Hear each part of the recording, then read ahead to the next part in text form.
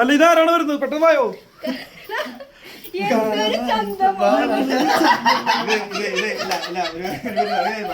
ഇത് മനഃപൂർവ്വമാണ് കരുതിക്കൂട്ടി ചെയ്താണ് രണ്ടുപേര്.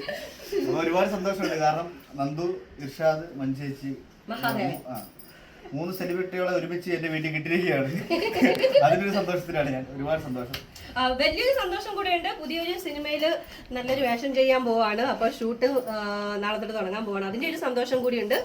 അതെ, പുതിയ പടം ശുക്രൻ എന്നാണ് പടത്തിന്റെ പേര്. നാളെ ഷൂട്ട് തുടങ്ങുവാണ്. ശുക്രനായിരിക്കട്ടെ. അതെ. അപ്പൊ നന്ദു, ഇനി എന്താണ് പരിപാടികൾ? എന്താണ് ഇനിയിപ്പം കുറച്ച് പരിപാടികളുണ്ട്. പരിപാടികളൊക്കെ അടിച്ചു പിടിച്ച് പോകണം. കുറച്ച് സ്റ്റേജ് ഷോ. ഇർഷാദിന്റെ കാര്യം ഞാൻ പറയാം. എല്ലാ ഞായറാഴ്ചയും പോകണം. ഇർഷാദിപ്പോ വേറെ റേഞ്ച്.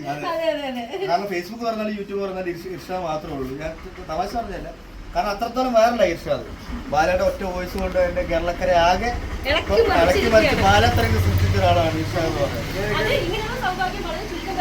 കാരണം ഒരുപാട് ആൾക്കാർ ഒരുപാട് സെലിബ്രിറ്റീസിന്റെ സൗണ്ട് ഇമിറ്റേറ്റ് ചെയ്യാറുണ്ട്.